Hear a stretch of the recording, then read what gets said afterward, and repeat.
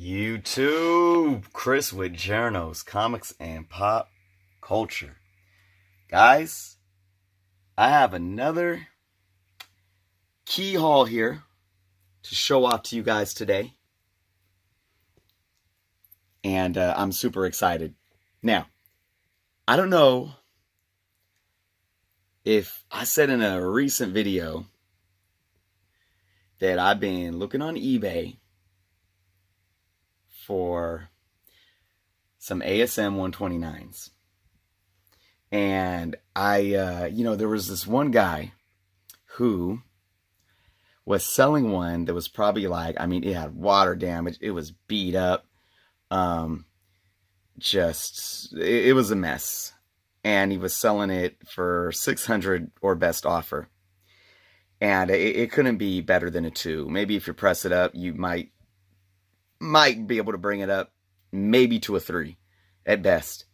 And I put an offer in on it, and his lowest threshold was 300, but even then he was like, I can't go no lower than 550. And I'm like, this is a great book and it's rising in value, but my dude, good sir, yeah. So I didn't buy the book, obviously. Funny thing is, it's still been, it's been what, 3 weeks now, and it keeps, going down to the wire where the listing expires, and then he keeps relisting it. And I just told him, word of advice, man, look at the market right now. Nobody's buying this book, with the bloated, everyone has it at bloated prices, really. And very few people are even bidding on them because everyone's expecting it to be so high. And, I think 600 is probably, a decent price for a solid mid-grade, like a good 4.0 to even maybe a 5.0 if it's raw. That's what I'm seeing, 600 to 700 in that condition. And I just think people are hyping it up a little too much, but hey, that's what happens. It's eBay. So, guys, I'm here to tell you today, though, that no, I did not buy an ASM 129.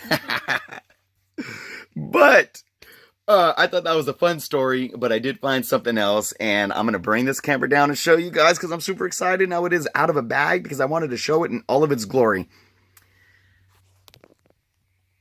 And here it is, Amazing Spider-Man, number 98, the controversial drug issue that was not approved by the Comic Code Authority. Beautiful Green Goblin cover. And look at this book, guys. Look at how beautiful this book is. While we're looking at this book, I just want to say, as much as I love modern comic books and what they're able to do with art, like artists like Alex Ross, Alice Garner, Francisco Mateo, however you say his name, Gabriel Del Otto. We have all these modern artists that are able to, obviously, they put, it starts out the same, with pencil and ink, but then you take it into these software programs and Photoshop, and they're able to make them look so amazing. But with that said, nothing beats the colors of old books.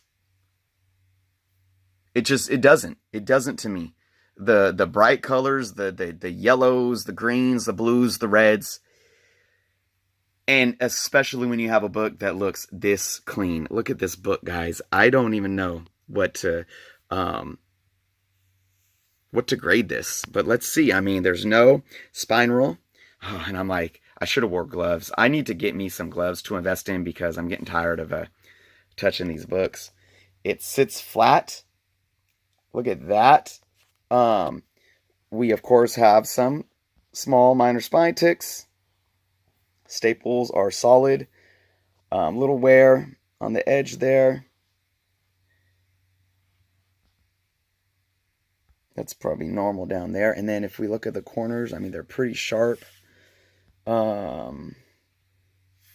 Especially for a 15-cent book. There's no color breaks at all in this book. At all. What is that? Is that a little smudge? It's not, I don't feel anything, but look at this book, guys. It is just beautiful.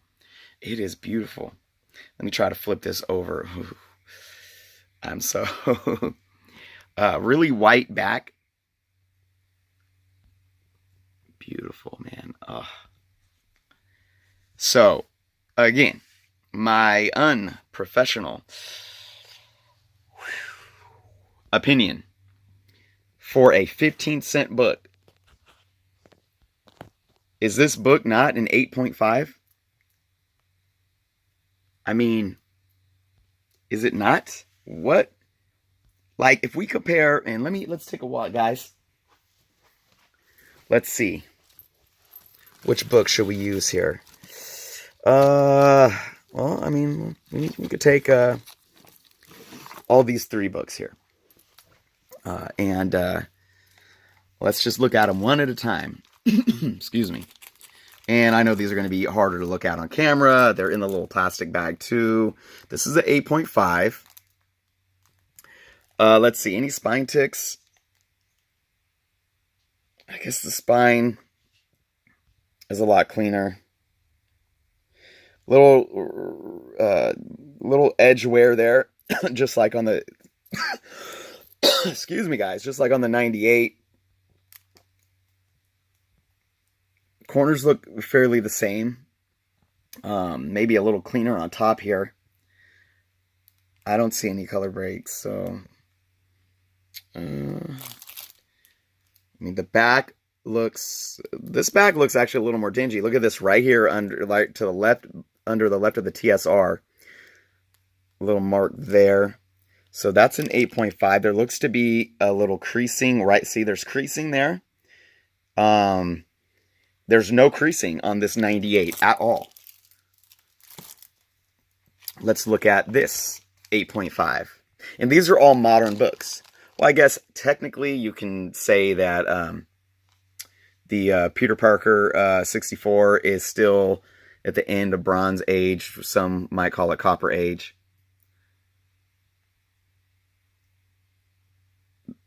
This looks a little cleaner. Now that was CBCS. This is CGC. Standard little, edge there. Couple spine ticks there. Tiny. A little edging at the top there. This one looks actually cleaner. So maybe this proves that CGC is a little tougher on their grading. Because this looks like if it was brought to CBCS to compare to the Peter Parker 64 book, that might be a 9.0. Here's another CBCS, another modern book. And, I mean, this has got a color break, a little crease in the corner, a little more edging around the top right there. A little wear on the spine. Still pretty solid. Not a lot of spine ticks. So, I don't know. Maybe this book isn't a 8.5. The 98. Oh, we got some more color breaks right there and wearing down on the corner. And, of course, it's very small. But you get my point. I mean, man, then, I don't know, maybe an 8.0. Because this does have... Let's try to bring the camera around.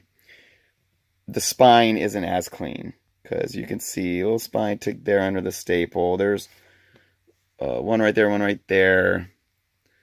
A little one right there. A little one right there. So, but, I mean... A little one right there. And that's pretty clean. Yeah, guys, I mean, this is just, it's beautiful. It is a beautiful book. I'm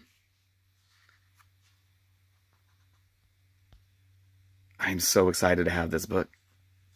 And this has to be the best condition book that I have of a Silver Age, or, this is borderline silver to bronze, but for a 12 center or a 15 center, this is the best copy I have of an Amazing Spider-Man.